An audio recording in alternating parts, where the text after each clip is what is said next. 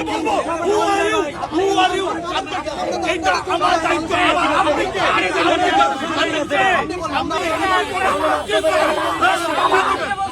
দেখেন ভাই, ভিডিওটা মনোযোগ সহকারে দেখেন। আজকে মনে হচ্ছে সাংবাদিক ভার্সেস জনতা একদস্ত ফাটাফাটি হয়ে যাইব। ভালো করে দেখেন, যেভাবে সাংবাদিকরা কথা বলতেছে জনতার সাথে, মনে হচ্ছে আজকে ফাটাফাটি একটা হয়ে যাইব। আসলে বিষয় হয়েছে কি, জাতীয় ক্রীড়া সংস্থা আগের যে বুলবুডের যে কমিটি ছিল, সেই কমিটি তারা বাতিল করে দিয়ে নতুন একটা অ্যাডহক কমিটি তৈরি করছে, যেই কমিটির প্রধান মানে সভাপতি হচ্ছে তামিম ইকবাল। এখন এইটা জনতার একটা অংশ মানে বেশিরভাগ মানুষই এই জিনিসটা মানতে পারতেছে না।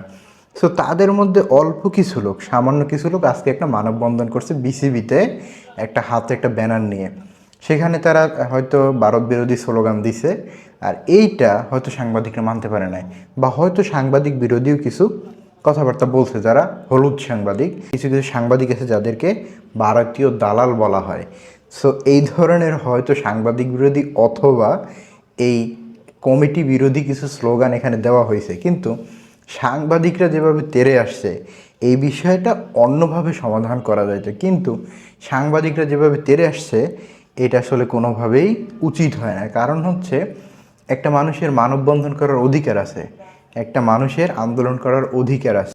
এখানে তো তার বিশাল একটা অ্যারেঞ্জমেন্ট নিয়ে আসে নাই, এখানে আসছে অল্প কিছুজন লোক, মাত্র গুটি কয়েকজন লোক এখানে আসছে, সামান্য একটা ব্যানার নিয়ে দুই চারটে কথা বলে তারা চলে যাবে। কিন্তু আপনাদের এইটুকু সহ্য হইল না? দুই চারটে কথা তারা বলছে, হয়তো স্লোগান দিছে, সেই বিষয়টা আপনারা মানতেই পারলেন না। সাংবাদিকরা যেভাবে এখানে আসছে, মনে হচ্ছে তারা কোনো একটা পক্ষ নিয়ে এখানে আসছে এবং মারামারি একটা হয়েই যাবে আজকে, এরকম অবস্থা। কেন ভাই?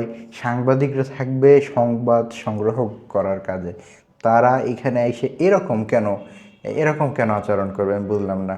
তোমরা সংবাদ সংগ্রহ করো, সেখানে তোমরা আইসা এরকম একটা লোক সাংবাদিক বিরোধী আন্দোলন করতে পারে, সাংবাদিকদের বিরুদ্ধে স্লোগান দিতে পারে, বোর্ডের বিরুদ্ধে স্লোগান দিতে পারে, মানববন্ধন করতে পারে, কিন্তু সাংবাদিকদের কি এইরকম আইসে অ্যাকশন নেওয়া উচিত হয়েছে?